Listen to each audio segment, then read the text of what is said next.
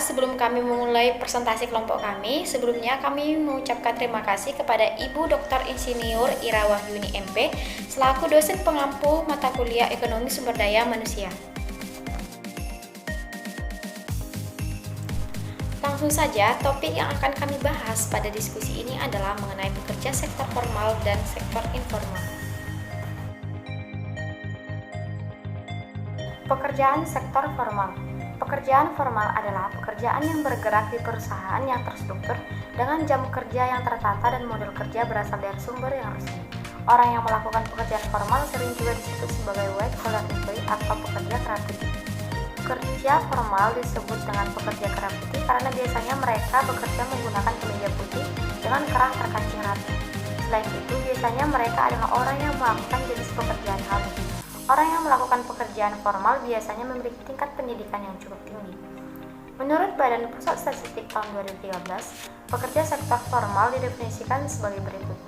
Pekerja sektor formal adalah pekerja dengan hubungan yang baik atau yang tercakup dengan undang-undang atau dalam praktiknya tidak tunduk pada undang-undang tenaga kerja, pajak, pendapatan, perlindungan sosial, atau hak tertentu untuk jaminan kerja tertentu atau pemberitahuan pemecatan sebelumnya, pembayaran yang buruk, dibayar tahunan atau izin sakit, dan lain-lain.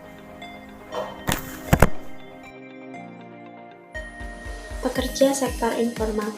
Pekerja informal disebut dengan blue collar employee atau pekerja kerah biru. Sebutan ini muncul karena biasanya para tenaga kerja informal memakai baju khusus kerja atau seragam, serta melakukan jenis pekerjaan kasar. Pekerjaan informal adalah pekerjaan yang pekerjanya bertanggung jawab atas perseorangan, bekerja pada perusahaan yang kurang terorganisasi, serta modal kerjanya berasal dari biaya sendiri.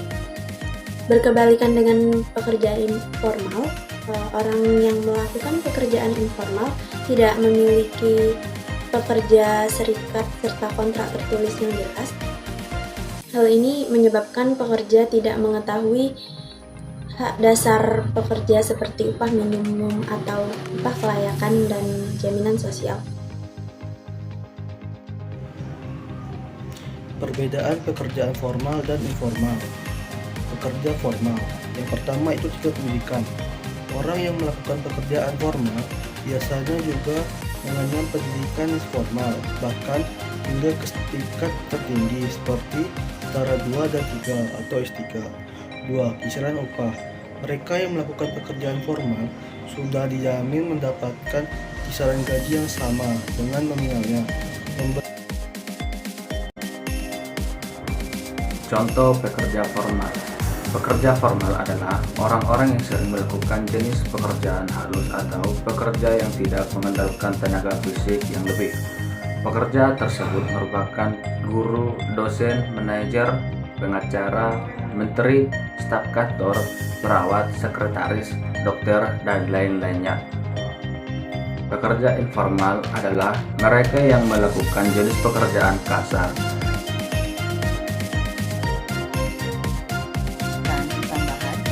Kedua, kemandirian dan fleksibilitas. Ketiga, kebebasan kreatif. Dan yang terakhir yaitu keuntungan finansial potensial. Baiklah, saya akan menjelaskan tentang karakteristik dari sektor informal dan formal. Nah, dalam karakteristiknya dibagi menjadi beberapa bagian karakteristik.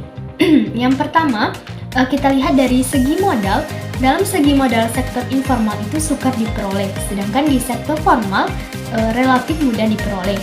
Kemudian dilihat dari teknologinya, di sektor informal padat karya, sedangkan di sektor formal padat modal.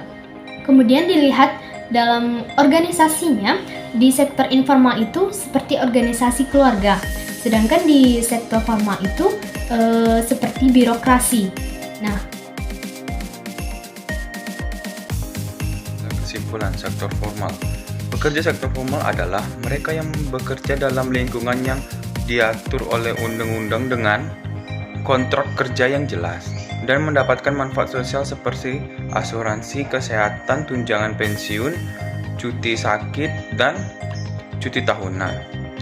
Dan ada juga sektor informal. Pekerja sektor informal adalah mereka yang bekerja di luar lingkup regulasi pemerintah dan seringkali tidak memiliki kontrak kerja formal atau manfaat sosial yang terjamin. Pekerja sektor informal seringkali beroperasi dalam sektor ekonomi yang tidak terstruktur seperti pedagang kaki lima, tukang bangunan, pekerja rumah tangga, dan pengemudi ojek online.